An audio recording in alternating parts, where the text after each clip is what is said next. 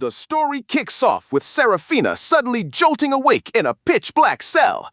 But the moment she tries to move, it hits her. Her neck and hands are locked up tight in these super heavy iron shackles.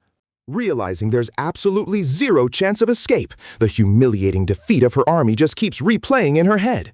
Our proud knight can do nothing but slump down, hanging her head low as she mourns her new reality as a prisoner of war. Serafina's mind flashes back to her leading her knight battalion on this incredibly daring expedition. They were fighting tooth and nail against a terrifyingly fierce horde of barbarians right in the middle of a dusty, chaotic canyon. Those massive barbarian warriors totally wrecked the Knights' formation like it was nothing. What used to be a rock-solid defense just instantly crumbled under their insanely overpowering and unstoppable physical strength. Even their rifle volleys completely failed to slow the enemy down. Eventually, the entire left wing of their army collapsed into pure chaos, leaving all the lieutenants screaming in panic as the battle went from bad to absolute worst. Seeing her forces getting utterly wiped out, Serafina took charge like a total badass and ordered a full retreat. Meanwhile, she recklessly threw herself right into the thick of the enemy horde, just to carve out an escape route for her subordinates. Even though her sword was slicing through enemies with lightning speed, her jaw was clenched tight. She knew deep down that the body count on her side was already way too high to ever win this brutally bloody battle. Then, Veyor literally leaps high into the battlefield and just slaughters the remaining knights with terrifying ease. His sheer presence completely shatters the morale of Serafina's troops, pushing them right to the brink of total annihilation. Since the law of the barbarians is all about respecting raw power, Veyor instantly locks eyes with his target and challenges Serafina to a one-on-one duel to prove who the absolute strongest leader on that battlefield really is. Without a second thought, Serafina orders her lieutenant to get the surviving troops as far away as possible. Meanwhile, she drops into her most solid combat stance, ready to face this absolute giant completely alone, even though her life is on the line. Serafina unleashes an insanely fast barrage of attacks. But crazily enough, Veyor just casually parries every single strike with a smirk. It feels like he is actually enjoying this deadly dance of swords. Pushed to her limits, Serafina channels every last ounce of her energy, coating her blade in brilliant blue magic. She is banking everything on this one ultimate strike to take down the ridiculously overpowered enemy leader. But tragically, the attack is a complete bust, and her sword literally shatters into pieces.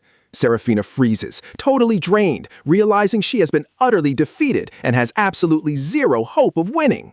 Her flashback abruptly ends as she remembers the exact moment Veyor refused to give her an honorable death. Instead, the giant flashed a sharp grin and claimed Serafina as an incredibly valuable spoil of war for his people. And that brings us to why Serafina is currently huddled up in this freezing prison cell. Her mind is racing with all sorts of dark scenarios, imagining the forced labor or brutal torture the barbarians might inflict on her. Just picturing Veyor's wicked grin makes Serafina imagine getting humiliated so badly that she would end up screaming and thrashing in terror right there in the corner of that dark, suffocating cell. In the depths of her despair, she hugs her violently shaking knees and sobs helplessly. But eventually, that sheer terror starts shifting into a deep, heavy anxiety about what happened to the men she left behind on the battlefield. The thought of her troops getting massacred during their retreat makes her blood boil. She gets so furious that she actually punches the stone wall of her cell with her bare hands, feeling like an absolute failure of a leader. On top of all that, Serafina is haunted by the vision of her people starving to death because the wheat fields are drying up, and it is all because she failed her mission to reclaim the kingdom's incredibly fertile eastern lands. The relentless mental pressure finally makes Serafina's emotional defenses completely crumble. She just curls up and cries her eyes out, bitterly mourning her massive failure as the once highly respected captain of the Knight Order. Her crying comes to a screeching halt when a barbarian maid named Ceci suddenly pops up behind the iron bars. The girl greets her with this super casual tone, acting like they have been besties for ages. Serafina instantly shoots her a fiercely suspicious glare, even going as far as accusing Ceci of bringing a bunch of cruel torture devices just to violently force top-secret information out of her. But Ceci just looks completely confused and explains that her only job is to dress Serafina up. Yep, our gorgeous knight has officially been chosen as the ultimate special victory trophy for the barbarian leader. Serafina is absolutely shell-shocked at being called a trophy. She cannot even move a muscle as Ceci swiftly pulls a chain mechanism on the wall, which starts shifting Serafina's shackles into position for the next phase of prep. The chains pull taut, leaving Serafina thrashing around completely helplessly. She has no choice but to brace herself as Ceci locks the wall mechanism, convinced she is about to face some brutal torture that will probably end her life. Meanwhile, outside, Veyor is gazing out over the valley with a really knowing smile as he looks at the massive silhouette of his territory. He is feeling incredibly satisfied because he finally got his hands on the precious treasure he has been after all this time. Back inside, an exhausted and panicking Serafina gets even more confused when Ceci actually starts washing her body super gently. She even drapes her in a sheer cloth, despite the water still clinging to her soft, scrape-covered skin. While tidying up the buckets, Ceci casually chats about her master's interest in her. This makes our proud knight feel incredibly insulted by the maid's calm gaze, which seems to completely brush off her status as a serious prisoner of war.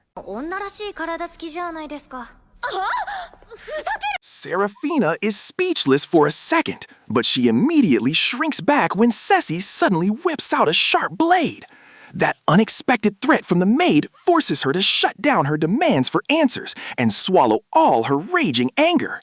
When a long iron tong gets dangerously close, Serafina starts thrashing in a total panic against her bindings, convinced her execution time has finally come.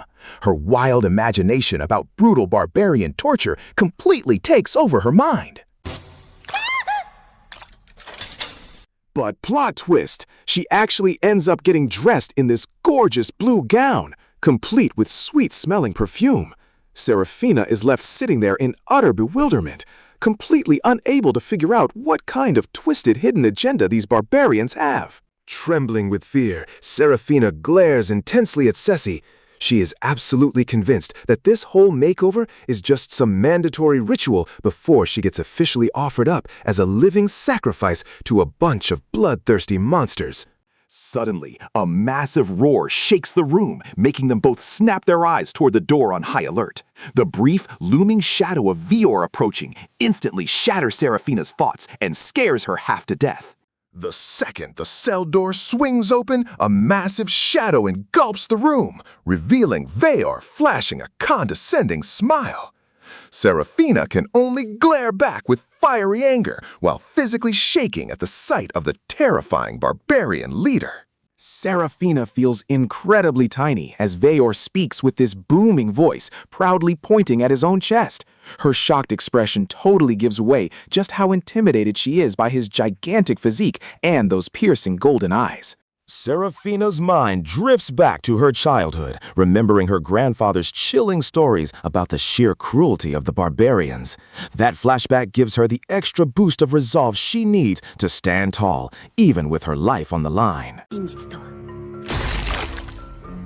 She snaps back to reality, boldly yelling at Veyor and proudly announcing her noble title for all to hear. Serafina places her hand over her heart, fully prepared to face an honorable death like a true knight of the kingdom. But then, the mood gets super awkward and dead silent as Veyor just stares at her in pure confusion. He actually asks her what the heck she means by sacrifice, completely ruining the heroic vibe she was screaming right into his face. Veyor finally drops the bomb and reveals his true intentions, calmly pointing right at Serafina. He totally denies the whole sacrifice thing and instead just casually asks the knight to marry him. This successfully leaves Serafina in absolute shock, her face turning bright tomato red. Yelling back because she is super suspicious this is a trap, Serafina pauses with a furious expression. Meanwhile, Veyor just looks innocently puzzled and gives a casual shrug, watching his captive totally freak out. With literal flames blazing in the background, Veyor passionately shouts about his tribe's tradition of always marrying tough, badass female knights. The visual of his cheering army basically confirms that this absolutely crazy proposal is 100% serious. Serafina instantly gets incredibly flustered when Veyor reminds her of the surrender promise she made earlier. All she can do is clench her fists in embarrassment, completely unable to meet the intense, deep gaze of the barbarian leader. Flashing back to her defeat and the clash of their swords, Veyor gives her this incredibly warm smile and straight up confesses that he fell in love with her. Hearing that raw, honest confession instantly sends Serafina spiraling right back into shock. After giving her a surprisingly soothing look, Veyor's massive, muscular frame turns to leave the cell.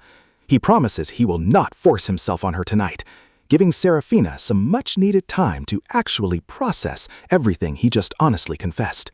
The moment the cell door shuts, Serafina, whose face is still burning red, rushes over and grabs the bars. She desperately wants to demand more explanations, but the barbarian leader has already walked way too far down the hall.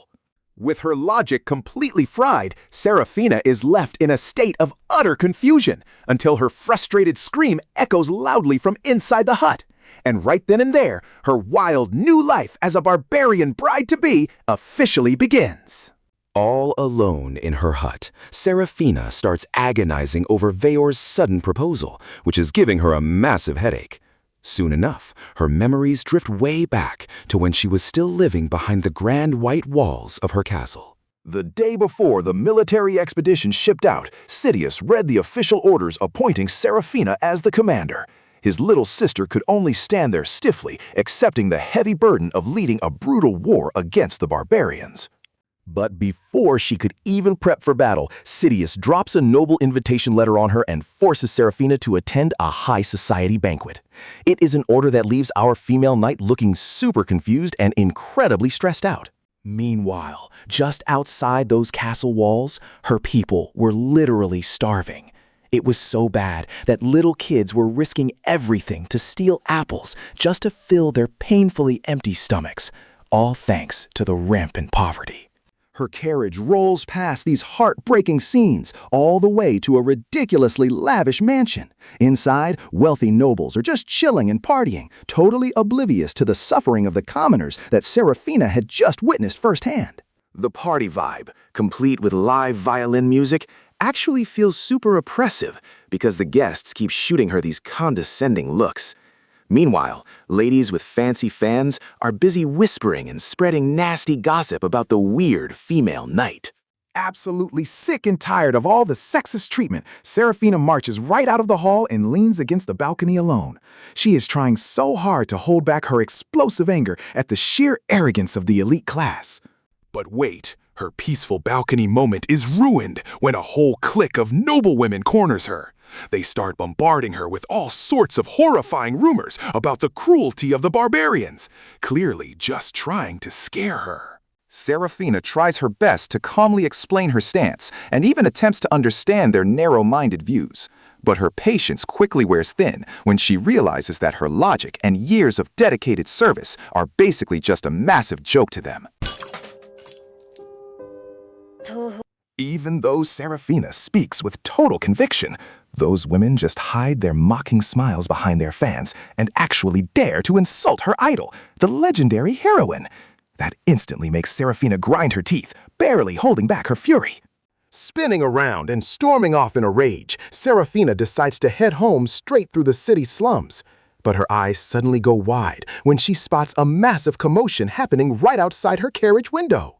Serafina immediately leaps out of the carriage and drops into a defensive stance with her sword drawn. There is no way in hell she is going to let those thugs hurt the poor man who has collapsed right in front of her.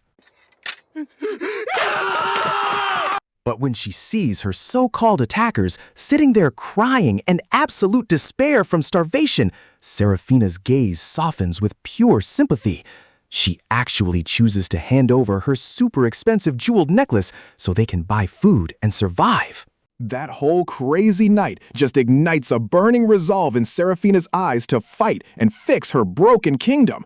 She wants to prove to absolutely everyone that a woman is more than capable of protecting the oppressed people. Right before heading out for her mission, Serafina takes a moment to kneel and pray deeply in front of her painting of her heroine idol. But that quiet, solemn moment is shattered when she hears a loud voice calling out, totally startling her. Before she can even finish her prayer, Sidious storms in and starts scolding Serafina, completely belittling her role as commander. He just keeps trying to force his sister into a quick political marriage, not giving a single damn about her noble intentions. Triggered by her deep-seated fear and trauma, her brother's face begins to distort into flames, morphing into the terrifying silhouette of a horned monster. It is a literal manifestation of the nightmare that has been haunting Serafina's subconscious lately. The intense flashback breaks as Serafina wakes up, clutching her head and trying to gather her bearings. But she instantly freezes when she notices a really buff old man sleeping incredibly soundly right next to her. Suddenly, this weird, eerie light starts glowing from the old man's hand. Serafina's eyes bulge in absolute horror, sensing that something supernatural and way more dangerous is creeping up on her tonight. Serafina absolutely freaks out when she wakes up and sees a naked, strange man in her bed. She immediately points at Veyor, screaming hysterically and demanding to know what on earth just happened. But instead of apologizing, Veyor just drops this super ambiguous joke about what down last night. Serafina's face instantly turns beet red from shock as her mind races straight to the most humiliating, worst-case scenarios imaginable. Cold sweat starts pouring down her face as she pictures her grim fate as a chained-up, pregnant captive. Her anger totally explodes, and she actually dares to scream at Veyor while panting heavily. After he effortlessly brushes off her attack, Serafina just drops to her knees, crying her eyes out over her perceived disgrace. She practically begs him to just end her life right then and there because she feels her knightly honor has been completely shattered. Veyor just scratches his head, totally confused by all this dramatic flair. Meanwhile, a still sobbing Serafina tries to push herself back up to defend her pride as a knight in front of this barbarian dude. But in a hilarious twist, a young maid casually strolls into the room, greets them, and explains that Serafina actually just overdosed on medicine last night and threw up everyone in front of everyone. Serafina is absolutely dumbfounded when the embarrassing reality hits her. It gets even better when the innocent maid explains the medical benefits of that paralyzing poison. Our proud princess knight's face turns totally crimson from the massive misunderstanding.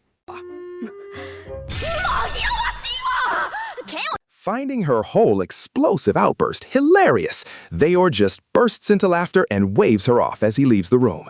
He casually invites her to breakfast, leaving Serafina sitting there all alone to rethink her entire life in her room.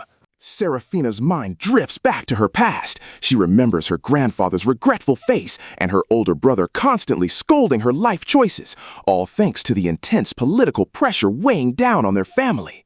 Her daydream shatters when she gets all flustered again, remembering Veyor's genuine compliments and his blunt confession of love. She quickly looks away, trying so hard to brush off those weird new feelings bubbling up inside her. Serafina finally steps out with total confidence, mentally preparing herself to chew on some rock-hard dry bread, the kind of garbage food usually thrown at captive knights like her in a freezing, miserable dungeon cell. But right at that moment, her knightly resolve instantly crumbles. She literally starts drooling when she sees Veyor slicing up a massive portion of roasted meat that smells way more luxurious than anything back in her homeland. Even though her stomach is growling like crazy, Serafina glares at him with heavy suspicion. She straight up accuses him of using this lavish feast as a sneaky psychological trick to tame her pride as a prisoner. In response, Veyor genuinely schools her about lying to herself and the importance of respecting the lives sacrificed for their meals. Serafina looks down, completely stunned by the deep wisdom coming from the mouth of a guy she thought was just a crude barbarian. Veyor's warm smile instantly melts away her stubborn attitude. Serafina is genuinely touched by his sincerity, something she rarely ever saw back in her own royal court during her time serving as a princess knight. On the flip side, the maid whispers a little secret to her. Veyor actually risked his life fighting a dragon monster all by himself just to get the finest meat to welcome Serafina to their home. After getting that little lecture about honesty, Sarah finally starts cutting and chewing the meat hesitantly. She just feels way too guilty to reject the goodwill of her surprisingly super friendly host. But who would have thought her mental defenses would completely shatter? She literally hallucinates floating in the sky, drooling in pure bliss, and crying tears of joy because the taste of the meat is just absolutely out of this world. Sarah keeps hyping up the dish, saying it tastes exactly like high-class royal cuisine. Veyor laughs in sheer satisfaction as he watches Sarah's face, realizing she's getting super curious about where this incredibly delicious meat actually came from. Driven by curiosity, Sarah rushes over to the window, but her legs instantly give out. She's greeted by the insane sight of a giant dragon carcass being butchered and cleaned right in front of her very eyes by the locals outside. The poor girl screams hysterically, her eyes practically rolling back into her head as she realizes she just ate the meat of a legendary monster, a beast that's supposed to be a deadly threat to all of humanity back in her kingdom. Weirdly enough, her fear gets completely overpowered by her hunger. Sarah ends up devouring everything until her bowl is wiped completely clean, right before Veyor invites her out for a walk to check out the surrounding area. While getting dressed and ready, Sarah tries so hard to keep up her defensive resting face as she listens to Veyor explain their environment. Of course, the barbarian just keeps teasing our beautiful knight about her fears. Sarah keeps warning Veyor not to let it go to his head, even though she agrees to follow him outside.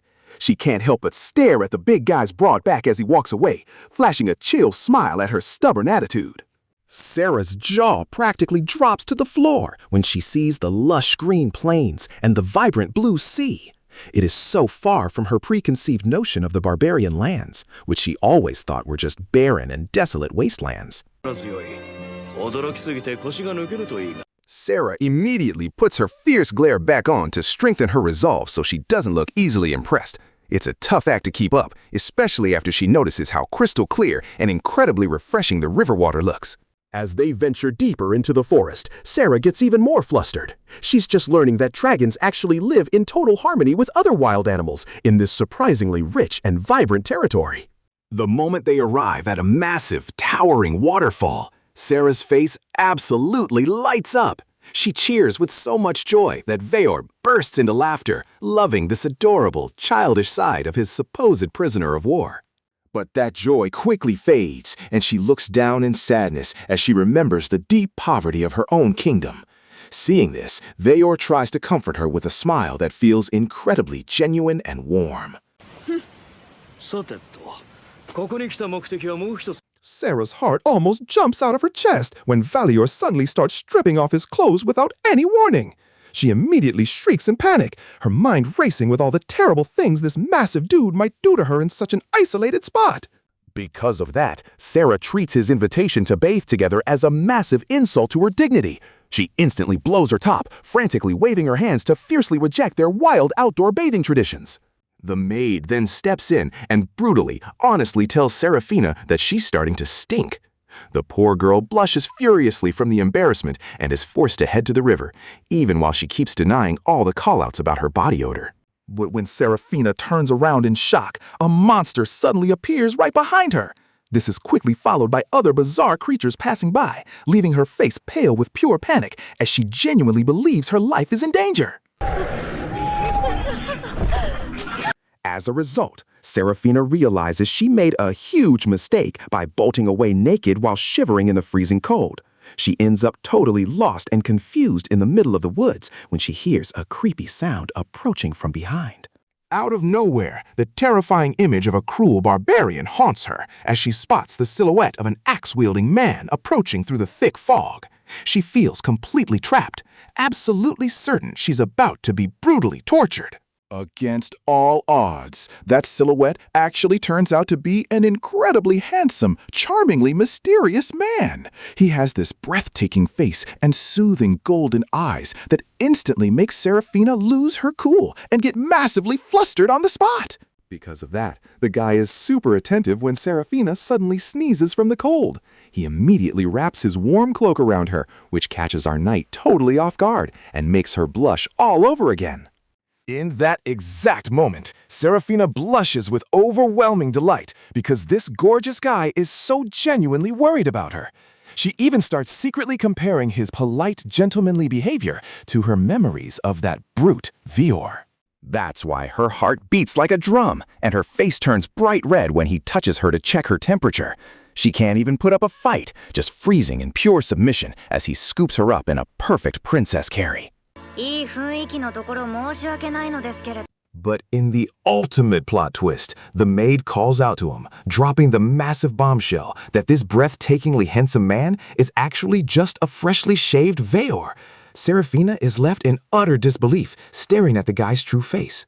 As a result, Serafina takes out all her intense embarrassment by slapping Veor across the cheek so hard it leaves a red mark. She immediately starts throwing a tantrum, even threatening to challenge him to an open duel right then and there. Right at that moment, the maid quickly clears things up, explaining that those tame monsters are actually just harmless herbivores. Meanwhile, Venor was intentionally watching over her from a distance just to make sure our uptight knight stayed safe. The impact of this makes Serafina totally flustered and overwhelmed by her feelings again when she hears Veor's killer flirting. Still, she stubbornly looks away and fiercely rejects being called his wife right to his face. Not long after that, Serafina lets out a tiny smile just thinking about how handsome Veor actually is. Even so, she's still trying her hardest to brush off all those weird, fuzzy feelings bubbling up after thinking back on what happened at the bathing spot. A few days later, Veor's thick beard magically grows back to its full bushy glory. Serafina is left completely stunned by this bitter reality, and just like that, every single romantic fantasy in her head is completely shattered to pieces. Sera was literally shaking in her boots as a massive horde of barbarian warriors completely surrounded her with their deafening war cries. The moment she stepped foot into this terrifying enemy base, she was absolutely convinced that her time was up. That is exactly why Sera's jaw practically hit the floor when Master Vior casually dropped the bomb that this massive area they were heading to was not some gritty military camp at all, but an actual permanent residential village. But hilariously enough, Sera's uptight knight instincts completely took over. She immediately started scolding Veor, calling him a total idiot for spilling top-secret strategic village intel to a prisoner of war who was supposed to be his sworn enemy. Hearing her super serious rant, Master Vior just burst out laughing, literally holding his chin because he found it so incredibly funny. To him, Sera's military strength was not even the slightest bit of a threat to his people's safety. Sera instantly froze like a statue, her face turning as red as a tomato, when Veor smoothly confessed that he did not bring her here to be some war hostage. Nope, he brought her here so she could fall in love. Thanks to that incredibly flirty moment, the tension completely skyrocketed again the second they reached the front gates. Sera's eyes went wide with panic as she saw a massive crowd of fully armed warriors blocking their path. But just when Sera had completely given up and braced herself for a fatal attack, Master Vior calmly stepped right up to the front. He effortlessly cooled down the rising tempers of his men, who were starting to act super aggressive toward their new prisoner. Veor's booming voice echoed like absolute thunder, vibrating right through your chest. It instantly made every single warrior bow down in total submission, while Sera could only cover her ears, looking incredibly confused by the whole ordeal. Using that incredible leader aura of his, Veor casually explained that his troops did not hold a single grudge against her. In fact, they were just super hyped and wanted to challenge Sera to a fair, manly sparring match. On the flip side, that entire sea of terrifying enemies suddenly parted, making a clear path for Sarah. Even though she was still super suspicious that this was a giant trap, she kept her head held high and marched forward with true knightly bravery. And here is the craziest plot twist. Instead of throwing insults, they absolutely showered Sarah with the highest praises. One warrior even cried tears of joy just remembering how beautifully she swung her sword back in the war. The whole situation got even more ridiculous when these massive barbarian dudes started gushing over Sarah's beauty. They even boldly admitted that they were hoping she would give birth to some incredibly strong kids for their tribe. Seeing Sarah absolutely lose her mind over that, Veyor just gave her an understanding smile. He reiterated that for his people, admiring pure, unadulterated strength is way more important than holding on to the bitter flames of past grudges. As they strolled deeper into the settlement, Sarah's hardened gaze really started to soften. She saw mothers peacefully slicing up fish and hanging laundry out to dry, a scene so incredibly far from the brutal image she had of them all this time. It finally hit Sarah that the very people she had been fighting were just ordinary humans working together and living their lives. That single realization completely shattered all the hateful military doctrines that had been drilled into her head for so long. After letting her soak in the peaceful village vibes, Veyor quickly guided the two knights toward a cozy wooden cabin. Sarah looked at him with so many questions as he explained his game plan, right before the host of the house finally popped out to greet them. Out of nowhere, Veyor pointed right at Cersei and introduced her as a new wife. The woman who owned the house gave the warmest smile and was absolutely thrilled by the news, while Cersei's face went into total shock hearing this wild, one-sided claim. The super enthusiastic hostess immediately started checking out Cersei's physique, even touching her hips in absolute awe. It got to the point where Cersei was struggling as she got dragged forcefully into the cabin by the lady's overwhelmingly intense interest. Because of all that, Cersei's face was burning bright red by the time Veyor left. She tried so hard to sit down and act all dignified, but she just ended up screaming protests because they kept teasing her with that whole new wife title. Meanwhile, the chaotic energy finally cooled down when the mother asked little Gatar to fetch some herbal leaves for the kettle by the fireplace. She praised her son so sweetly while carefully measuring out the water portions with so much care. Cersei watched super intensely as the kids arranged the firewood. She literally gasped in admiration at how disciplined their posture was, right before the mother proudly explained the small but vital roles of these little future warriors. Right when the fire was perfectly set, the mother served up some warm tea with the most genuine smile ever. It completely melted Cersei's defenses, and she finally accepted the cup, even though she still looked pretty hesitant in front of her host. Cersei's blue eyes shot wide open in pure amazement the second she tasted how delicious that herbal tea was. At the same time, Sarah started explaining just how luxurious this sacred plant actually was, giving the calming night a very intense, knowing look. With the atmosphere getting warmer by the second, Cersei fell deep into thought as she watched the hostess laugh so purely while lovingly stroking her child. This incredibly peaceful moment slowly but surely started tearing down every single wall of suspicion she had left. But the second Cersei asked about where her husband was, the mother's friendly smile instantly faded into this heartbreaking look of sorrow. Cersei's face immediately dropped in shock, and her heart was instantly flooded with an overwhelming amount of regret.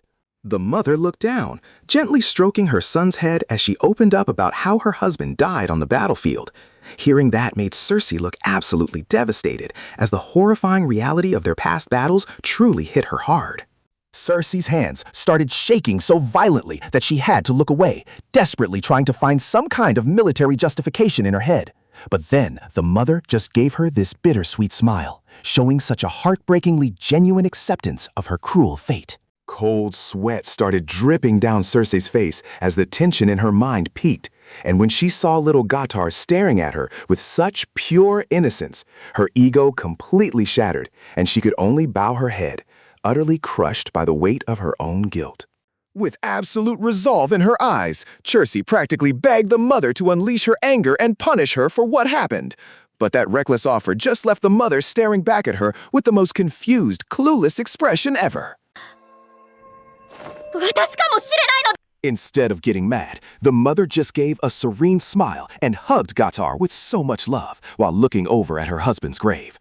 Every single person in the room was left completely stunned by the unbelievable level of grace and forgiveness she showed. Their minds drifted back to the past, imagining the mother weeping over her husband's body, and how the sound of her crying baby was the exact thing that gave her the strength to stand tall and greet every new day with a massive smile. わかります。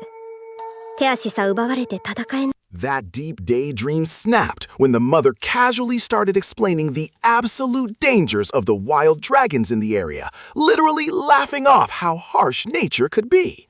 Cersei was left completely speechless, amazed at how they faced deadly threats every single day without holding on to an ounce of resentment. A wave of total silence washed over Cersei, while Captor and Sarah just sat there peacefully sipping their tea in that secluded valley. She finally just let the quiet serenity of the village wash away all the rigid military doctrines she had lived by. But that beautiful tranquility was violently shattered when a guard spotted a massive threat approaching. An explosive force suddenly obliterated the wall, filling the entire room with thick dust and instantly turning the cozy cabin into a stage of absolute terrifying panic.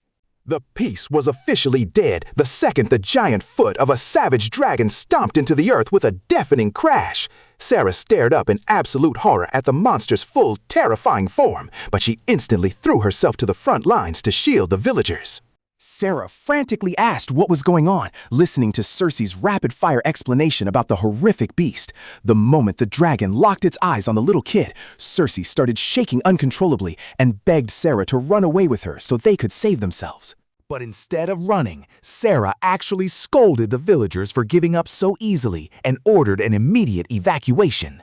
Even with the massive dragon glaring daggers right at her, Sarah flashed a fearless smile and stubbornly refused to back down, fully committed to her duty as a knight. 私は Out of nowhere, Sarah leaped up and delivered a strike so powerful it actually forced the dragon to stumble back in pain, leaving Cersei completely shook. She immediately dropped into her combat stance, even though her hands were trembling like crazy against such a lethal, gigantic force. Fueled by her unbreakable knightly resolve, she agilely dodged the dragon's deadly snapping jaws. While launching a heavy, downward slash right from the air, she screamed at the top of her lungs, ordering all the villagers to run as far away as humanly possible.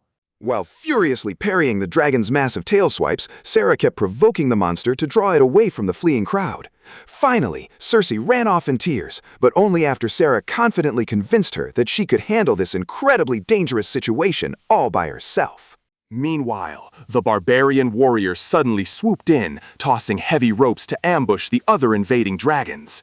Veor landed with absolute elegance right after slicing a dragon's head clean off, instantly barking out strict orders to his troops to secure the entire village.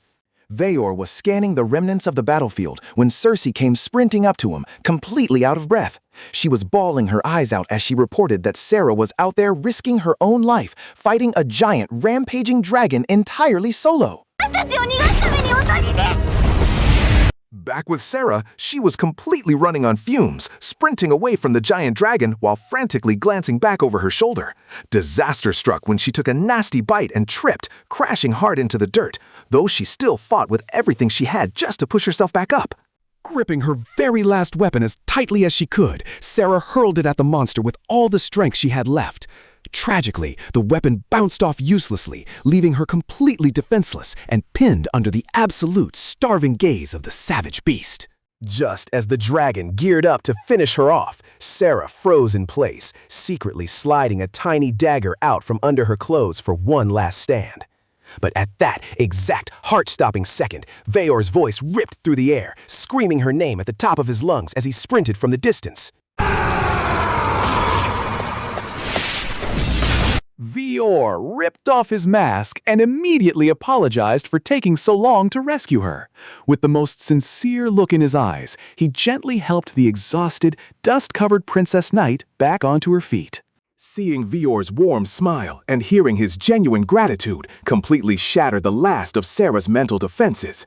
The tears started falling out of nowhere until she completely broke down, sobbing uncontrollably from the sheer, overwhelming relief of surviving.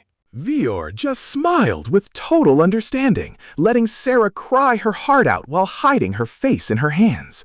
By the time night finally fell, he gently carried the soundly sleeping Sarah through the village, taking her to a much safer place to rest after the craziest day ever. Trying to forget her embarrassment after Vior carried him to safety, Sarah chugged some booze by the campfire, but she couldn't stop replaying that romantic moment in her head, blushing all by herself.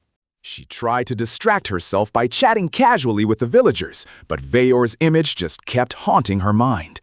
Honestly, our elite knight's emotional defenses were slowly crumbling to pieces. It got so bad that Sarah almost lost her mind when tiny fairies started dancing right in front of her eyes. She was low-key panicking, wondering if the alcohol was making her hallucinate, until Vior walked over to calm her down. Turns out, Vior actually brought a whole squad of mythical creatures from different races to the party, all just to pull off a massive surprise for his beloved future wife tonight. Sitting in a circle around the bonfire, the dwarf elders enthusiastically congratulated her on the wedding and handed her a giant sword as a massive sign of respect for the bride-to-be.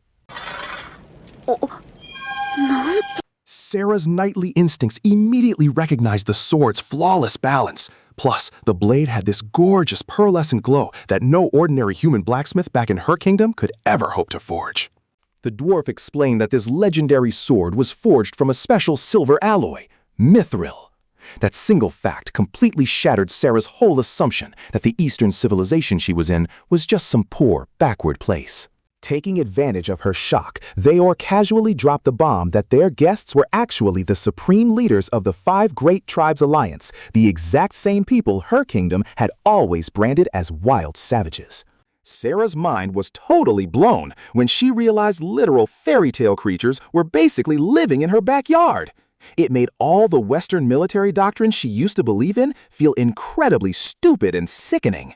Seeing Sarah getting increasingly frustrated from the fairies teasing her, a dryad offered her a soothing leaf. Ironically, the leaf's potent effects just made the poor knight's head spin even wildly out of control. Vior then explained that their races intentionally isolated themselves from the outside world, but tonight he specifically gathered all the elders of the great tribes just to give Sarah a proper welcome. It finally clicked for Sarah that these so-called barbarians actually had a level of civilization and equality that completely outclassed the human standards of progress back in the West. But when Vior casually added that they were mostly just drinking buddies, Sarah immediately demanded to know why an alliance this incredibly strong would just ignore the human military invasions marching right into their territory. Instead of getting mad, they just burst out laughing. To this thousands of years old alliance, human territorial wars were nothing more than petty animal squabbles that weren't even worth taking seriously. Right then, a terrifying realization hit Sarah. If they weren't teaming up to fight humans, what kind of monstrous enemy forced an ancient alliance this powerful to actually band together? Sarah immediately demanded answers about the vicious dragon threat, only to realize that human armies were absolutely nothing compared to the ancient monsters this terrifyingly strong alliance was dealing with. Far from being tense, Vior just laughed out loud at Sarah's worries about the human military. Eventually, a green fairy cut off the gloomy talk so they could all get back to toasting and celebrating the welcome party. The party kicked back into high gear with all the alliance members happily raising their glasses. The vibe went from super tense to being completely filled with roaring laughter and shared joy. Sarah's strict military dignity vanished in an instant when the dwarf elders started bluntly joking about her physical fertility right in front of everyone. Even the elf king joined in to hype things up, saying the two of them looked absolutely perfect together. Then the fairies started cheering and chanting for them to kiss, making our tough knight blush bright red.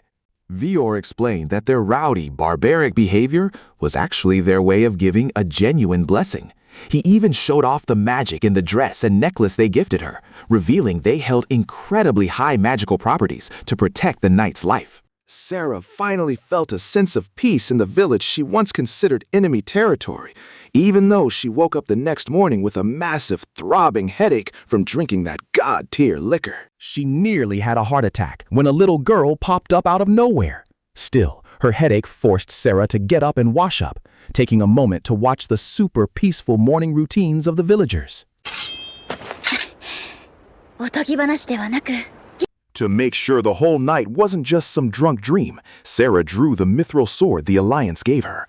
It immediately gave off a brilliant, magical blue glow under the stinging morning sun. Her eyes went wide with shock when Veor suddenly appeared completely clean-shaven. Without his beard, Sera barely even recognized the guy standing in front of her. While she was rambling in a panic to hide her nerves, the flustered knight had a giant sandwich shoved right into her mouth by the little girl, basically telling her to shut up and eat her breakfast. Sera was happily munching away until she suddenly froze. She just found out her breakfast meat was actually from a fierce dragon. That was the exact type of monster she used to slaughter relentlessly on bloody battlefields. Even though she felt a bit sick to her stomach, Veor casually threw an arm around her and walked her through the village to meet an old acquaintance. This mysterious invitation totally worked to distract Sera from her dragon-eating guilt. Her military instincts instantly flared up, terrified that she was about to get jumped by the races she used to hunt down. But all that tension vanished the second a pregnant woman in a purple dress turned around and greeted her with the warmest smile. Sera's voice was shaking uncontrollably as she demanded to know the identity of the woman who just called her commander right in the middle of this peaceful foreign village. Sera's mind flashed back to the past when the two of them were elite knights, riding their horses straight through hellish battlefields to wipe out monster armies in the Eastern Territories a few years ago. That dark memory showed the horrifying exact moment a dragon monster completely smashed their formation, causing her beloved adjutant to collapse in the storm, with her face ruined and covered in blood right before her eyes. Her daydream shattered as Sera's hysterical scream tore through the village's quiet vibe. She pointed in absolute disbelief at the pregnant belly of the woman who was supposed to have died years ago in that fatal tragedy.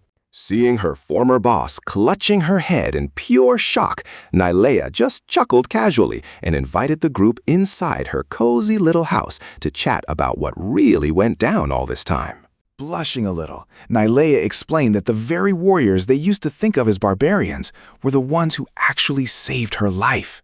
Now, she was living as an incredibly happy wife right in the middle of this genuine, caring civilization.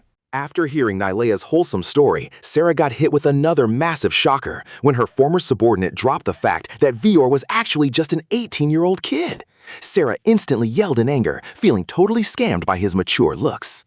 Still refusing to believe it while looking at Veor's super mature face, Sera grabbed him with trembling hands. But instead of an explanation, she just got a teasing smile and a killer pickup line that completely short-circuited her brain. Feeling like her pride was being messed with, Sera looked down seriously and started drawing her sword. But all that anger melted away the second she saw Veor laughing out loud and immediately bowing down to apologize to her. Nylea started analyzing their old duel, pointing out that Sera was actually amazing and would have totally won if only her weapon hadn't shattered back then. It was then revealed that Veor was actually bleeding out and super close to dying during that fight. Hearing this embarrassing fact, our tough knight could only look down in shame while Nylea relentlessly teased her about it. Seeing Veor's flustered and vulnerable side made Sera's mental defenses wobble again.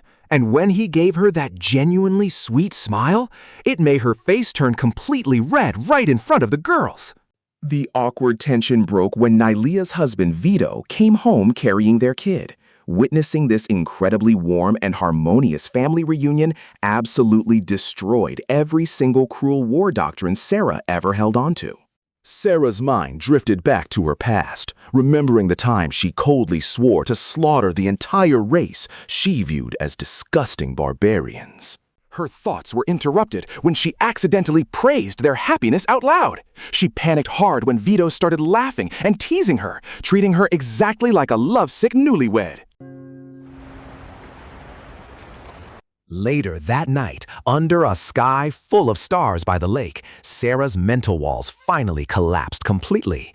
Staring at her reflection in the water, she realized just how foolish she had been for keeping her eyes closed to the truth all this time. She felt an overwhelming sense of guilt for labeling these tribal families as monsters, realizing she only did it so she could have a legal excuse to massacre mothers and little children.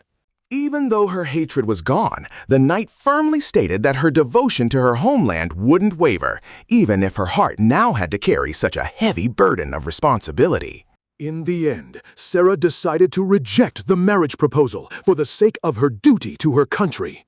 It was a bitter choice that Veor could only accept with an understanding smile, leaving a heavy silence hanging between them.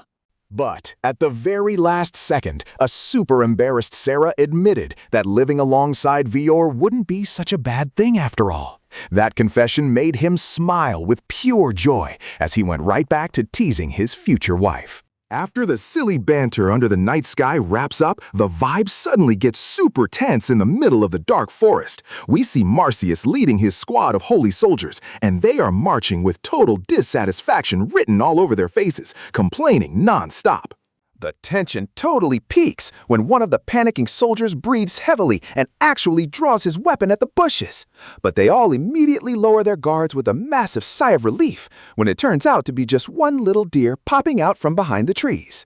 Sadly, that relief doesn't last long because the soldiers start whining about their supplies. This prompts Marcius to shoot them a deadly glare and scold them so harshly that the entire squad just hangs their heads in defeat, feeling completely crushed by the pressure. Serafina do labiranto様を救い出すのです。 Flashing this totally fanatical smile while holding a glowing holy artifact, Marcius immediately orders his troops to march forward. His goal? To drag Serafina back to their headquarters as fast as possible, and he is absolutely not taking no for an answer. Meanwhile, as this threat is closing in, the next morning we see Serafina just casually chopping wood in mid-air. She turns it into this perfectly neat pile, occasionally praising how sharp her sword is before getting ready to slice up another batch of logs. Corse walks up and points right at the woodpile, letting her know that her chore is already done. Serafina just stretches her muscles, totally busted, because the kid completely saw through how incredibly bored she was feeling in the village. This sends Serafina's mind drifting back to her past. She gets a bit nostalgic and talks about her grandfather, Olden, who used to make these terrifyingly angry faces just to protect her from the ridiculously dangerous reality of the Knight's world. Her daydream is cut short when Corse points down the road at a group of warriors led by Veor. They are approaching while waving their hands and cheering with so much hype, all just to come see our beautiful knight.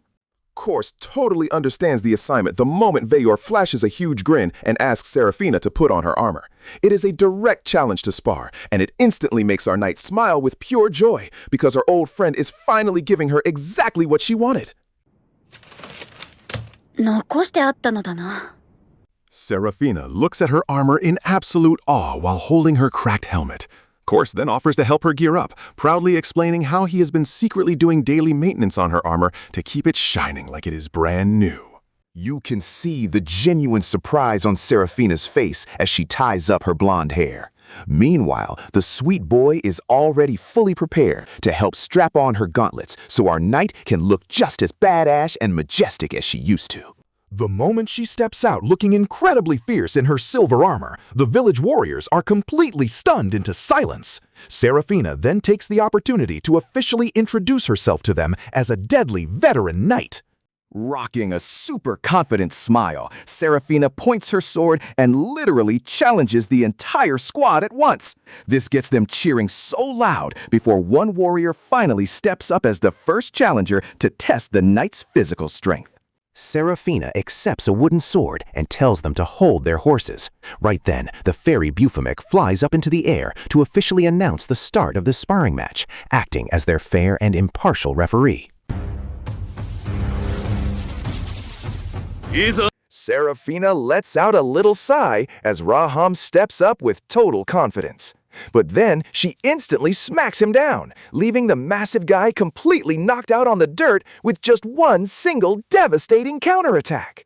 Seeing Gamelan charge in all angry, only to end up sprawled out in a super embarrassing pose, makes Vior burst into loud laughter. He immediately calls for the next soldier to step up and try their luck against Serafina, who is looking absolutely invincible right now. The mood suddenly gets really serious, though, when Sero steps forward.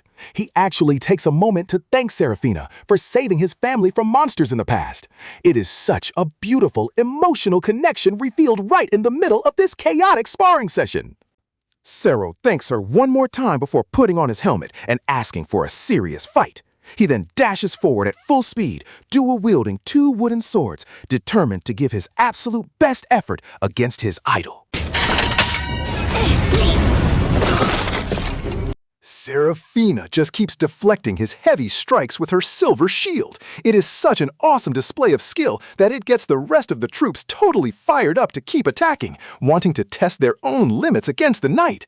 Course asks a question out of pure curiosity, his jaw completely dropped in awe at the spectacle.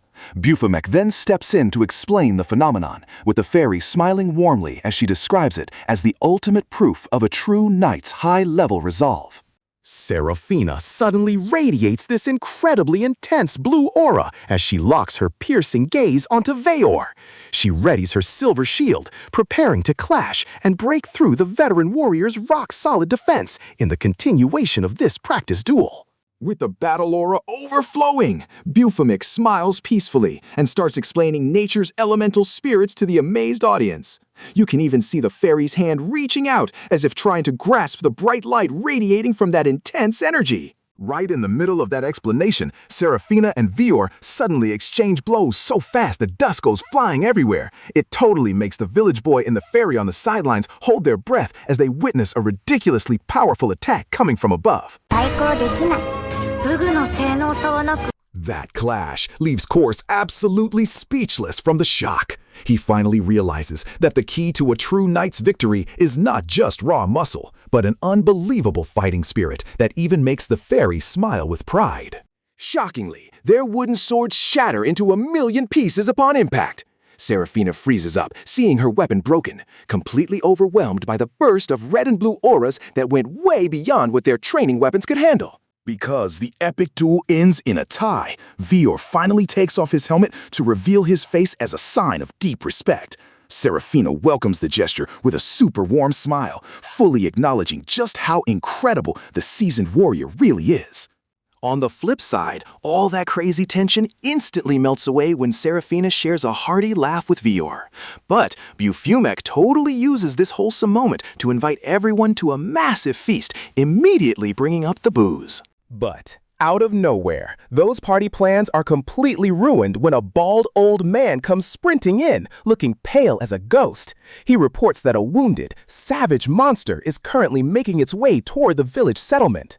Hearing that critical news, Veor immediately leads his troops into the dark woods.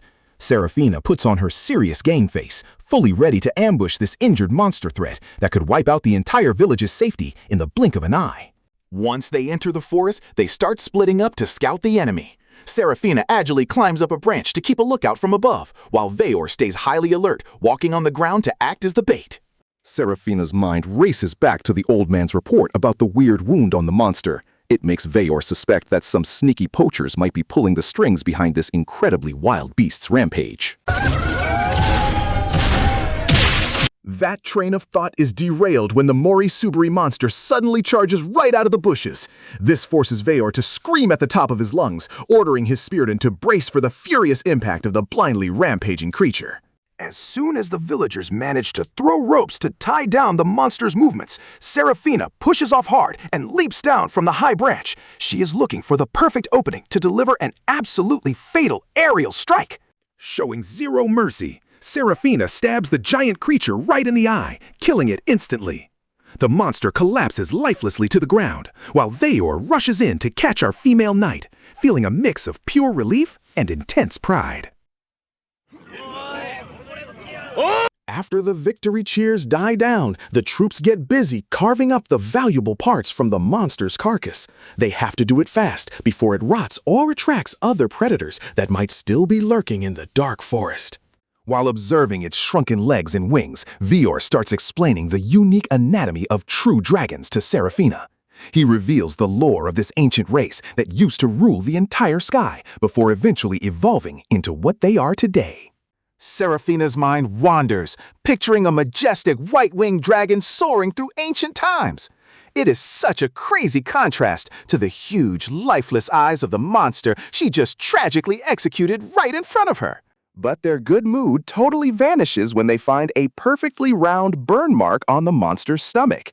It is a scorch mark that clearly comes from forbidden alchemy magic, and there is absolutely no way it was caused naturally by the environment. Because that kind of advanced magic is super rare in the western regions, Veyor starts giving Serafina a really probing look. He suspects that the culprit behind this attack might actually be from the very kingdom our knight hails from. Hearing that theory, Serafina's thoughts drift to the grand church where the holy servants of the Order of Caminaris gather. They are a group of spellcasters she used to know so well, but now they are seeming incredibly suspicious. Serafina is hit with massive doubts because, back in the day, that glowing golden grimoire was only used for healing rituals. But now, it is heavily suspected of being a deadly weapon used to inflict horrific suffering. Serafina's daydream shatters when the fairy Buphomex suddenly pops up with an urgent report about magic intruders in the forest. This totally shocks Veyor and Serafina as they realize there is an emergency threatening their peace. Wasting zero time, the leader moves with serious agility, instructing the elite troops to immediately divide up the village defense duties. The soldiers just nod, fully ready to follow his command to the letter. With his serious commander face on, Veyor starts explaining the very real, fatal threat of nature's corruption. It makes Serafina stare at him tensely, imagining the absolute worst-case scenario that could happen to them. The knight gets blasted backward when the monster attacks, but the grimoire's magic is instantly activated. It shines incredibly bright, triggering an emergency shield that literally saves her life from the brink of death. That flashback ends as the group rushes into the forest with lightning-fast footsteps. They push through the dense trees, desperate to reach the battlefield before the situation turns into total chaos. When they get there, Serafina's jaw literally drops, and she looks absolutely shell-shocked. She cannot believe her eyes. The culprit is none other than Marcius, who immediately turns his head in confusion at their arrival. At first, Marcius looks thrilled, but his attitude flips to completely hostile the second he spots Veyor quietly assessing the situation. He starts shooting them this super cynical glare, while Serafina tensely tries to explain everything. Marcius screams insults while emotionally pointing his finger right at Veyor.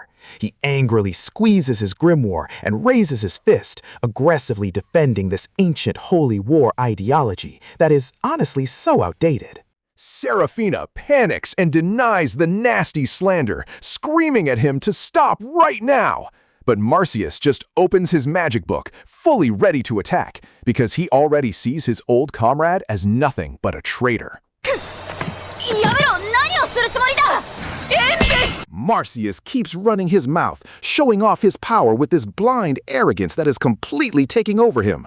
But Veyor claps back with a sharp rebuke, accusing the holy man's dirty deeds of slowly stealing the very life force of the earth. Looking absolutely disgusted, Marcius furiously rejects the claim and aggressively opens his book to challenge him again. He even starts chanting a deadly projectile spell aimed straight at the village commander. Marcius laughs so proudly, but his joy completely vanishes and his jaw hits the floor in disbelief when the smoke clears. Veyor is still standing there, standing tall, without a single scratch on him. With this incredibly calm and superior posture, Veor explains that his shield of resolve is completely impenetrable. He then shoots him a challenging glare and drops a deadly counter-threat that instantly makes his opponent lose all his nerve. Feeling super embarrassed, Marcius forces a follow-up spell until a purple aura suddenly explodes. The air gets terrifyingly dark as he begins fully chanting a dark spell, completely ignoring his own safety. Realizing it is too late to stop the danger, Veor draws his giant sword, ready to execute the threat. But suddenly, black tentacles burst out of the ground, beating the general's deadly strike to the punch.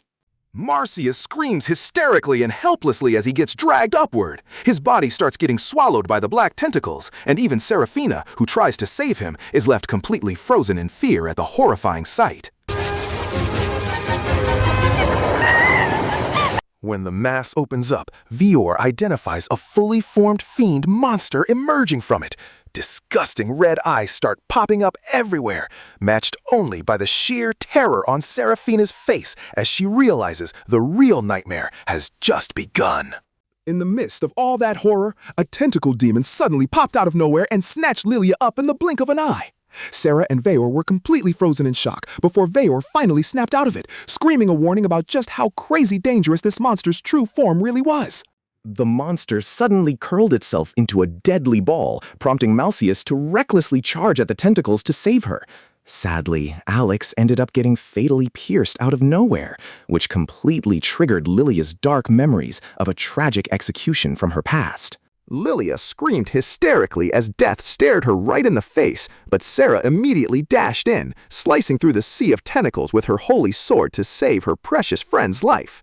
Unfortunately, Sarah let her guard down for just a second and got her neck choked by a massive tentacle. Thank goodness Veor unleashed a devastating sonic roar right then. Thanks to that assist, Sarah snapped out of her daze and immediately tried to get back on her feet to counterattack. That unexpected backup from the barbarians actually brought tears of relief to Sarah's eyes, and they quickly put together a plan. Veor got super busy setting up a tactical strike position so Sarah could find the perfect opening to strike back. The exact moment Veor's roar cleared all the obstacles in their way, Sarah sprinted as fast as lightning and leaped high into the air. With her holy sword, she pierced right through the monster's core, unleashing a blinding light that completely obliterated everything. Once the dust settled, Sarah gently laid Lilia on the ground. But the second the girl woke up, she totally panicked at the sight of the chains on her hands and started sobbing uncontrollably out of pure fear. Watching her freak out, Veor could only let out an exhausted sigh, while Lilia kept throwing all sorts of holy threats at him. She was screaming furiously, desperately calling out Sarah's name to come and rescue her from this whole situation. Sarah finally showed up, walking over hesitantly and covering her mouth to hide her embarrassment over her friend's over-the-top reaction. While Veor just stood there looking super confused, Sarah could only stare in defeat as she listened to Lilia's dramatic rambling. Sarah's explanation about intending to stay temporarily made Lilia's head spin even more because she just couldn't believe it. Even though Sarah gave her a gentle smile, Lilia was still totally horrified, and her eyes welled up with tears again because she was so devastated. Lilia just started wailing, mourning Sarah's fate, since she was convinced her friend had completely lost her way. She cried hysterically while loudly protesting how Sarah's current outfit was way more revealing than usual. Sarah tried desperately to cover her exposed cleavage while dying of embarrassment, but Lilia just got even more hysterical, thrashing around on the floor because she honestly thought her best friend had been completely brainwashed. Between her violent sobs, Lilia kept lamenting Sarah's situation until she accidentally dropped the name of Princess Wisteria. Hearing that holy figure's name instantly made Sarah's expression change as a sudden memory hit her. Sarah's mind immediately drifted back to her past, recalling the image of a white-clad knight on a majestic horse, her childhood hero, whom she always idolized for her courage in upholding true justice. Sarah slowly closed her eyes, picturing the warm smile of the princess she missed so dearly. It was as if that sweet memory was her only comfort amidst the chaotic situation they were dealing with. Her daydream was shattered when Veyor casually pointed out that 20 years is a really long time for someone to just vanish from their world's history. Hearing that, Lilia immediately snapped at him with pure hatred, feeling like Veyor was totally disrespecting their sacred figure, who was presumed dead because of the cruelty of these so-called barbaric people. Completely ignoring Lilia's explosive anger, Veyor instead dropped an offer that almost gave them a heart attack. He offered to let them meet the very person they had just been talking about face to face. Thanks to that shocking confession, they ended up moving to a much warmer hut. There, Sarah tried to calm her nerves with a drink while listening to Mithra, who had joined in on their serious conversation. Lilia shook her head furiously, absolutely convinced that Veyor's words were just some barbarian trick meant to destroy the holy faith they had held so closely in their hearts all this time. Unable to bear seeing her friend so terrified, Sarah patiently started explaining that the tribe's marriage customs actually weren't anywhere near as bad as the church's teachings had made them out to be. Sarah's explanation about their comrades living happily with families there made Lilia's eyes roll back in sheer dizziness. She was completely losing her mind, feeling like her entire world had just collapsed in an instant. Right at that moment, Sarah finally confessed with a beet-red face that Veyor was actually trying to court her too. Spilling that secret made her look down in absolute embarrassment, feeling incredibly nervous. Mithra immediately flashed a knowing smile and teased Sarah relentlessly, making the knight turn her face away because she felt so incredibly awkward in front of the other tribe members. Trying her best to stay rational, despite her face still being totally flushed, Sarah insisted that Veyor wouldn't lie about the princess's identity, though her argument only earned a teasing smirk from Mithra. Sarah then begged Lilia to start opening her mind to the truth that was finally coming to light, warning her that constantly denying reality would only make her suffer and agonize even more. Sarah's thoughts drifted back to the past again, recalling how the princess used to patiently train her with wooden swords. It was such a warm memory that had always been her main pillar of strength up to this very second. That daydream vanished the moment Sarah felt the heavy pressure of a massive magical aura approaching, making all of them turn their heads toward the door in high alert. Shortly after, a tall woman dressed in incredibly lavish tribal attire stepped into the room. Her dominating presence instantly introduced her as the very person they had been searching for all this time. さて、お上品なふりはここまでさ。 The second she saw that super familiar, mischievous smile, happy tears immediately streamed down Sarah's cheeks. She was finally absolutely certain that her idolized hero was actually alive and standing right there. That touching moment evaporated instantly when Wisteria completely dropped her dignity and aggressively tackled Sarah into a massive hug, as if she wanted to let out all her pent-up longing from the last 20 years. Seeing that unfold, Lilia screamed in horror with her jaw practically hitting the floor. She never expected that the holy figure she worshipped so much actually had such an anarchic and messy true personality. Feeling super awkward, Veyor tried to break up his mother's absurd behavior, thinking it was totally embarrassing. But the barbarian queen absolutely refused to let go of her tight embrace on Sarah. That scolding totally backfired as Wisteria turned around and mocked her bachelor son for being so painfully slow in making a move on Sarah. That counterattack instantly made Veyor's face turn bright red, and he started breaking into a cold sweat, feeling completely cornered. Wisteria's booming laughter echoed through the room as she kept teasing their holier-than-thou attitudes. She was clearly having the time of her life, successfully pranking both Sarah and Veyor at the same time.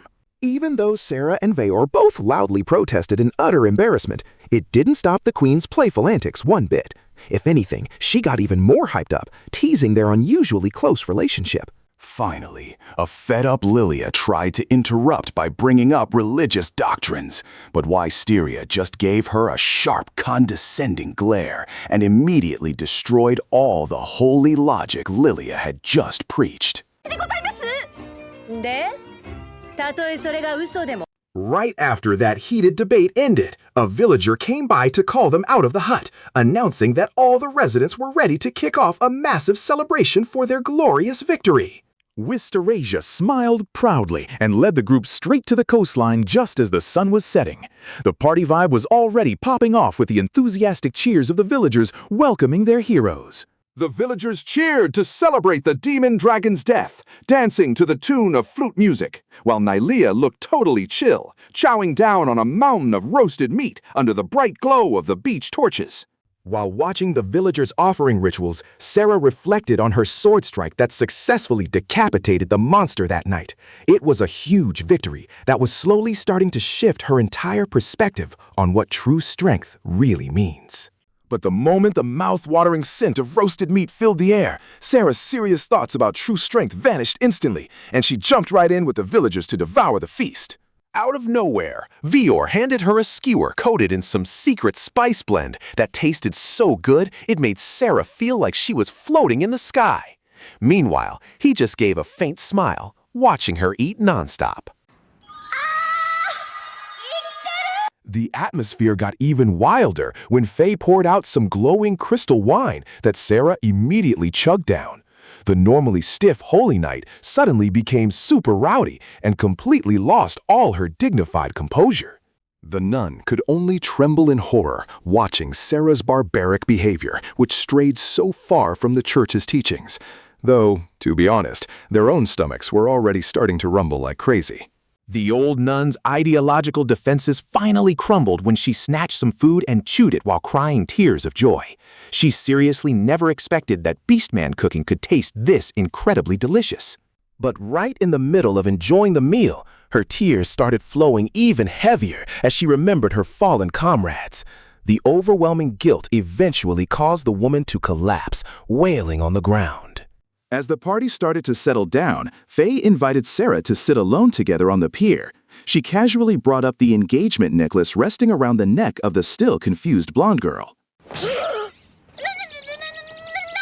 Sarah's mind drifted back in time as Faye explained the dark history of the Knight's past invasions. It turned out to be the totally logical reason behind the creation of this unique marriage tradition between humans and beastmen. It turned out that the Long War ended peacefully through interspecies marriage. It was a symbol of eternal peace, proving that uniting two bitter enemies was actually the wisest way out for their tribes. Her thoughts were interrupted when Sarah loudly argued against Faye's advice. She still stubbornly insisted that a knight must always sacrifice their personal happiness to fulfill all the holy duties of the church. Faye delivered a stinging rebuke that left Sarah completely shell-shocked. That simple logic totally dismantled all the flaws in her rigid mindset, which had spent way too long glorifying the concept of dying for duty. After that debate, Sarah chose to isolate herself by the water, staring at her reflection with a melancholy gaze. She was really starting to doubt all the doctrines she had held onto so tightly her entire life. Suddenly, Vior walked over and crouched beside her to discuss tomorrow's alliance plans, forcing her to snap back to reality and focus on global politics, which were way more urgent than just worrying about matters of the heart. With a serious look in his eyes, Vior reached out his hand and brought up the Grand Eradication Plan. It was a massive secret he had purposely kept hidden just to pull Sarah even deeper into the real battle ahead. Veyor was just about to drop a massive secret, but suddenly, Sarah found herself floating underwater. She looked around in total confusion as a water dragon's eye started glowing right in front of her. Sarah jolted awake and sat there for a moment, trying to wrap her head around that bizarre dream. But her train of thought was totally derailed by Fufmek, who was just casually leaning by the window, giving her this super intense, knowing look. Meanwhile, Mousius was losing his mind. He was literally tearing at his red hair, absolutely horrified by the village bustling with monsters. Cersei was doing her best to calm him down so he wouldn't keep making a massive fool of himself. When Vior's group finally walked over to them, Mousius immediately puffed out his chest, trying to act all tough and macho so he wouldn't look weak in front of such intimidating VIPs. But the moment he realized his memories were completely white, Mousius's jaw just hit the floor. It honestly looked like his soul left his body right before he passed out cold in front of a very sympathetic Sarah. Veor then explained that the earth magic was actually the cause of his amnesia. Instead of being supportive, Cersei deliberately took a jab at Malseus's faith, making the guy snap his head up with a fiercely angry glare. That insult sparked an absolute mud wrestling match. At first, Cersei had him pinned down and was looking super confident, but out of nowhere, Malseus managed to flip the script and pin her, totally fueled by his sudden burst of rage. Thanks to that bite, Cersei immediately put Malseus in a rear-naked choke until he passed out. Then, she just sat there, looking completely unfazed, soaking in her victory right on top of his limp, defeated body. Westerresia ordered everyone to get ready because the grand purification ritual was fast approaching. They just left a helpless Malseus behind, while Sarah could only watch this huge plan unfold with a genuinely worried look on her face. Later that night, by the fireplace, Cersei finally let her walls down. She started opening up to Sarah about her bitter past, revealing all the emotional scars she had been hiding behind her cynical attitude. The cozy fireside chat suddenly got super awkward when Cersei flat out refused to talk about her hometown. She acted completely indifferent, as if that part of her past was buried deep behind her empty stare. Not long after, the peaceful night was shattered when Malseus suddenly went running by, screaming in absolute panic. Serafina had to chase him down the forest paths just to calm the poor priest, whose mind was in a total state of chaos. Right when Sarah was trying to be supportive, Cersei chimed in with a savage roast about Malseus's awful body odor. The priest's panicked rambling instantly stopped, and he just froze in pure shock, his pride completely trampled.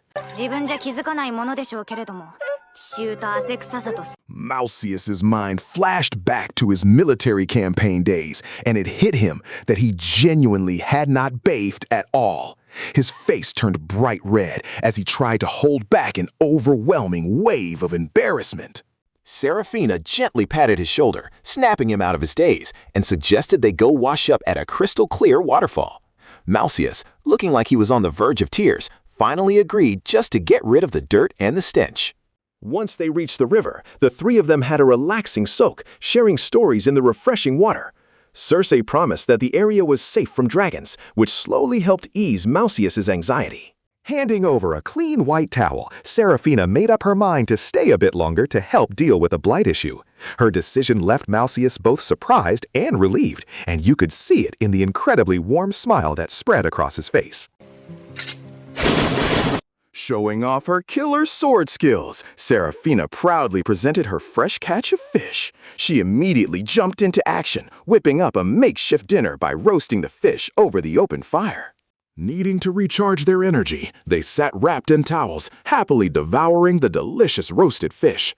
Malseus looked genuinely happy, soaking in this rare moment of peace before they had to face tomorrow's tensions.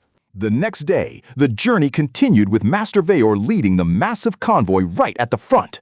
However, Serafina stopped dead in her tracks when she was caught off guard by some bizarre gossip spreading like wildfire among the soldiers. Veor's thoughts drifted back to the time he saw Malseus falling upside down from the sky in the most ridiculous pose. Master Veor burst out laughing just thinking about it, which totally helped lighten the tense mood of the trip. That daydream was cut short when the fairy Tefyu cheerfully perched on Serafina's head, chattering away. Sarah smiled and thanked the little fairy for sharing such a fun story with her.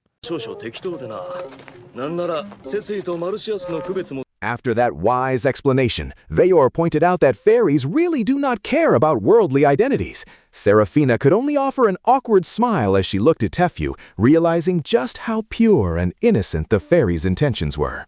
But, as it turned out, the second the group entered the giant tree zone, that beautiful scenery vanished in a flash. A blinding white light suddenly overwhelmed their vision, signaling a super weird anomaly right in front of them.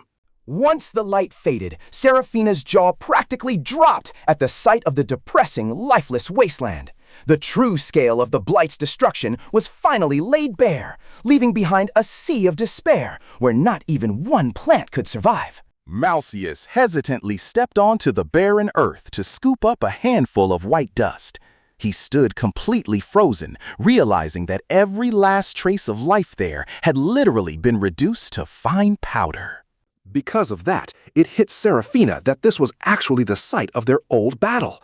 She immediately looked over at Master Vior, who had this incredibly grim expression on his face, like he was hiding some dark secret about this deadly phenomenon. Vior gave a heavy explanation, revealing that the abuse of magic had completely drained the elemental soul from nature. As a result, the earth lost all its power, and every living thing, even bones, would crumble into piles of dust. Unexpectedly, all that tension just evaporated when Vayar awkwardly introduced Karkalat, the mysterious elf. It turned out Master Vayar was just copying the elf's wise explanation so he could look cool in front of his friends. Vayor's explanation about the dust was backed up when he handed a worn-out yellow book over to Karkalat. Meanwhile, Malseus ran over in an absolute panic, trying to snatch it back before the mysterious elf could spill the secrets hidden inside. Staring out at the barren wasteland, Karkalat just gave a condescending smile at the magic book's contents. Then she started preparing to reawaken the long-dormant soul of the earth in a much more elegant way. The preparations for the grand ritual kicked off with the tiny fairies busy carrying elemental materials and planting tree saplings in a giant pentagram formation, while the elf girl poured holy water onto the ground. Vior threw on his black dragon helmet and strode confidently right into the center of the earth symbol, which was already glowing super bright, to start chanting the sacred spell. As soon as red energy surged through his armor, Vayor raised his massive blazing sword and slammed it brutally into the earth. Sarah was totally mesmerized, watching this terrifying yet incredibly beautiful display unfold right in front of her. A blinding white light instantly swept across the land, banishing the darkness and forcing Sarah to shield her face. Once the blast faded, it revealed the master's badass silhouette standing tall right in the middle of a field of light. The dead crater suddenly transformed into a lush green paradise. Sarah was so moved that tears started streaming down her face, which totally confused Master Vior and left him staring at her with a super worried look. But magic alone was not enough, because now they all had to work together to manually plant new tree saplings all over the newly purified soil. Taking a break from the hard work, Vayor walked over to Sarah with a little smile, reminding her that this kind of manual human effort is just as important as the magical power they had all just used. The vibe got really dark, though, when Vior explained how the earth could actually rampage and create horrifying tentacle monsters if its natural energy was forcibly stolen by power-hungry mages. Karkalat then confirmed that nature's ultimate punishment is completely wiping the culprit's memories. It was a bitter truth that made Sarah's jaw drop, giving her absolute goosebumps just thinking about how terrifying that is. The whole team went dead silent, suddenly realizing that Malseus's amnesia was actually a curse brought on by his own past actions. In a totally unexpected twist, the usually fierce Circe spoke up with a strong, steady voice. She advised Malseus to just let go of his dark past so he could finally start moving forward with all that baggage. Malseus obediently nodded and went back to planting saplings until dusk. Meanwhile, Vayor sat back to rest, listening to Sarah chat with a much more relaxed expression than before. Looking out at the fields that were finally green again, Sarah broke into a huge, relieved smile. Master Vior could only crack a proud little smile, watching his student grow into a much more mature person. Sarah is having an intense sword fight in the courtyard as Rezia relentlessly pushes the attack. Not wanting to lose, our favorite knight quickly counterattacks, forcing her mentor to leap high into the air just to dodge her deadly slash. Catching her sword, Rezia dives right back in to test her student's guts. She immediately praises Sarah's razor-sharp instincts, looking super proud of her rapid growth after Sarah manages to disarm her flawlessly. Rezia totally acknowledges Sarah's strength, but still defends her own sneaky tactics.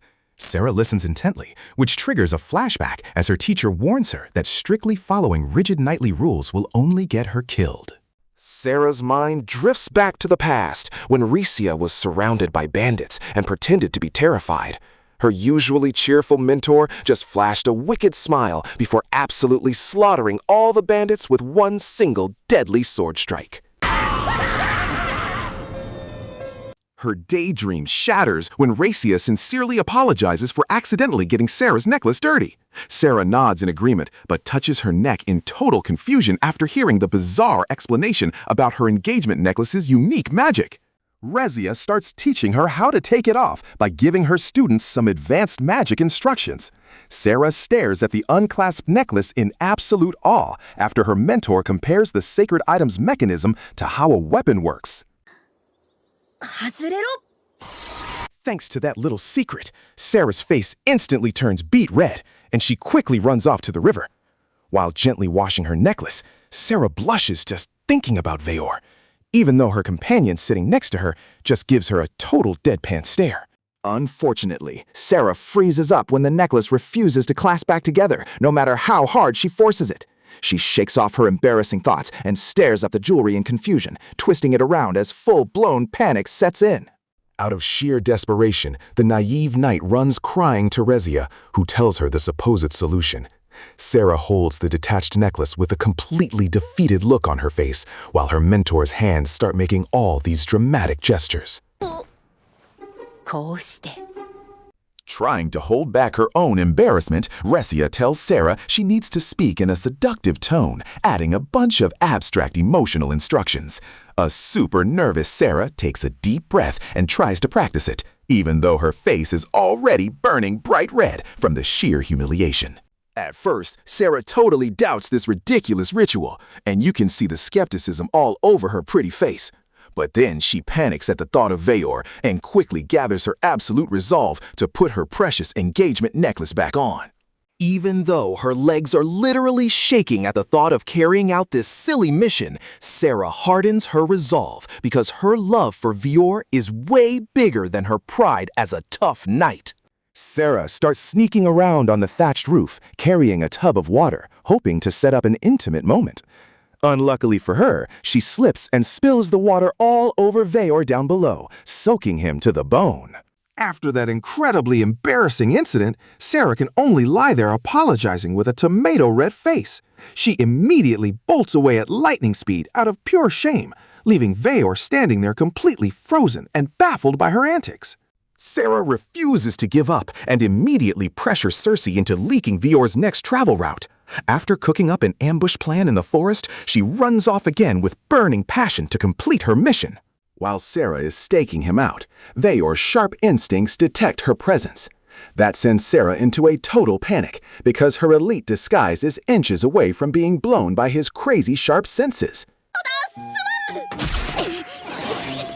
Failing on land, Sarah recklessly sneaks onto a fishing boat while Veyor is busy angling. But once again, she loses her balance, falls right into the lake, and sinks in absolute frustration because her plan is completely ruined.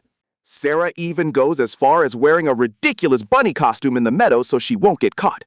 But Veyor recognizes her in a matter of seconds, shocking the knight so much that she runs away terrified toward the wooden pier.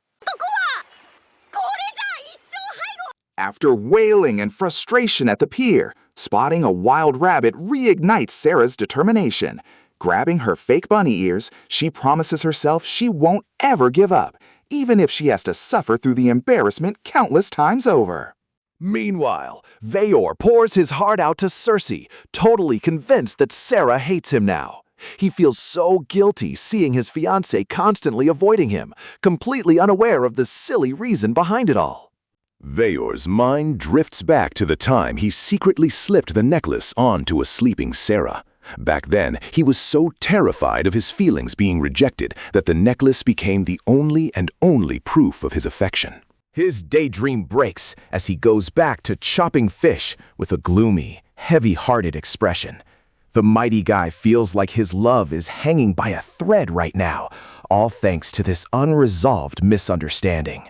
While Veyor is busy moping around, Sarah is out here busting down doors and forcing a red-haired girl to join her crazy scheme. Sarah's face is dead serious as she explains her ambush layout, even though the poor girl is totally panicking. Sarah keeps begging for help while holding the girl's hands, trying to convince her about this incredibly weird ambush ritual. The red-haired girl is super confused and blushing before she finally gives in and agrees to help out. To make the disguise work, Sarah boldly strips off her dress so she can swap clothes with the red-haired girl. The moment the girl runs off wearing her blue dress as bait, Sarah gets into position to finally ambush Veyor. As soon as Veyor drops his guard, chasing the bait, Sarah leaps from a tree and tackles him right onto his back. Her fiancé falls perfectly into the wild scenario she meticulously planned out just to pull off this ambush. Sarah immediately covers Veyor's eyes from behind and cheers happily, challenging him to a goofy guessing game. The burly guy just freezes in utter confusion at this completely unexpected sneak attack from his future wife. When Veyor easily guesses her name, Sarah smiles in satisfaction and immediately tries to fasten the gold necklace back on. She starts forcing the magic to work so she can finally finish this bizarre ritual his mother told her about. Sadly, the necklace does absolutely nothing, forcing Sarah to confess the truth behind her ridiculous behavior. Her face flushes bright red when Veyor demands an honest explanation from his fiancée, who is desperately scrambling for excuses. Veyor instantly facepalms the moment he realizes his mother is the mastermind behind this whole lie. Feeling incredibly foolish, Sarah can only look down in shame, her face blushing all the way to the tips of her ears. Later that night, during dinner, Veyor straight up scolds his mother for going way too far with her pranks. But his mom just defends herself with an innocent smile, acting like she didn't do anything wrong to them at all. Feeling super guilty, Veyor actually bows his head and formally apologizes to Sarah. She gives him an understanding smile and assures him that she's also at fault for being naive enough to believe in that fake ritual. Right at that moment, Veyor reaches out his hand and invites Sarah to the riverbank, which is beautifully lit by fireflies. Meanwhile, his mother secretly gives her blessing with a cheeky wink as she watches Sarah's face start to blush. Standing together on the bridge, Veyor holds the necklace and explains the actual magic conditions. He smiles gently so Sarah won't ever have to pull off another goofy fake ritual just to wear the sacred jewelry again. Once his pure intentions are accepted, Veyor smiles warmly and begins reciting his sacred vows right in front of Sarah. He feels incredibly touched, seeing his fiancé's eyes tear up as this genuine proposal finally begins. The magical vows spoken from his heart cause the necklace to suddenly glow super bright. The magic inside reacts powerfully, casting a brilliant golden light across both their faces as Veyor holds it tightly. As a result, the pillar of light slowly fades away, leaving the necklace perfectly fastened around Sarah's neck. They stare deeply into each other's eyes, realizing that their destined bond is now officially and strongly forged. Sarah finally cries tears of joy on the bridge as she accepts the sincere love from the man standing before her. Her face is flushed with pure happiness because after all that ridiculous chaos, they are finally truly bound together forever. After the party, Alyssa woke up the next morning and was absolutely shook by the massive harvest the villagers brought in. But her confusion went straight through the roof when she caught the glare of the engagement necklace chilling on Serafina's neck. Alyssa immediately dragged her outside, pointing intensely at the necklace and grilling Serafina without mercy. Our blonde knight could only facepalm because she just realized her actions were totally going to cause a massive misunderstanding. Serafina's face instantly turned beet red, and she was sweating bullets under the intense pressure of the village's customs. Even though she tried to act tough, she was desperately scrambling for excuses in front of the nun. Alyssa's death glare made Serafina panic and deny everything. But eventually, she gloomily admitted that she had just been way too caught up in her own happiness lately. Serafina's mind drifted back to her past, back when her identity as an armored knight was still the absolute core of her soul. But she snapped out of her daydream, quickly wiped away her tears, and faced reality once again. Remembering the warrior's oath she once swore, she slowly closed her eyes to reflect on all that past cruelty. Surprisingly, she spoke about it without an ounce of heaviness, as if there was zero resentment left in her heart. Looking out over the incredibly peaceful village scenery, a brand new sense of resolve started to bloom in Serafina's mind. Alyssa actually started showing genuine sympathy when she saw the knight finally finding some real inner peace. Serafina's doubts totally peaked when Alyssa's sharp interrogation pressed her without mercy, forcing her to question the very devotion to her country that she had always been so proud of. With her face full of deep regret from her torn feelings, Serafina was almost losing her way. Luckily, her intense focus was broken and replaced by pure confusion when Circe suddenly popped up right in front of her. Without missing a beat, Circe started scolding her and throwing out super sharp, sarcastic remarks that made the poor knight's confidence shrink even more. This ridiculous situation actually made Vior, who had just been quietly watching the whole time, burst out laughing. Once their laughter died down, dusk turned into night, and Circe invited everyone to grab dinner. The chill vibe of the village felt even stronger as they all sat down together to enjoy some seriously delicious roasted meat. Serafina's imagination ran completely wild, picturing savage monsters lurking out there in the dark forest. It made her realize just how terrifying the threats looming over this seemingly peaceful little village really were. Thinking about the villagers' struggles, the knight started doing a deep dive analysis on the impact of them exploiting the forest. You could see the pure worry in her eyes as she watched the meat roasting right in front of her. Thanks to that super embarrassing moment, Serafina panic-chugged her drink just to hide her blushing face from Veor. Shaking her head frantically to deny everything, she tried so hard to scrape back her completely shattered dignity. But talking about the expedition actually triggered her past trauma and a deep sense of guilt in her heart. Her face instantly reflected the suffering of her homeland's people, while Vior just listened calmly without interrupting her once. Finally, under the glow of the 3 full moons, Serafina looked down and poured out all her anxieties because she just couldn't hold in the heavy burden haunting her anymore. Serafina, who had been crying, slowly started to calm down after Veor gave her a serious look and advised her to try imagining the future she actually wants, completely free from the baggage of her past. Serafina started daydreaming about wearing her legendary armor and returning to her homeland as a massive hero who successfully brought fertility back to their golden wheat fields. But that beautiful fantasy shattered instantly when she realized that failing this mission would just get her branded as a traitor, and she'd end up rotting away in some dark prison cell. Terrified of going home, Serafina sought an escape by imagining a quiet life where she falls in love with a younger version of Veor, looking incredibly dashing and protecting her. Suddenly, her eyes went wide and her face turned as red as a boiled crab. She felt so incredibly embarrassed for having such a wild, romantic fantasy that was so out of character for a strict knight like her. Seeing Serafina rambling nervously, Veor just laughed out loud and promised that he would support whatever decision she ultimately makes for her own future. Pointing at the village scenery down below, Veor suggested that Serafina should take some time to travel and see the outside world, so her mind could be a lot more open and at peace.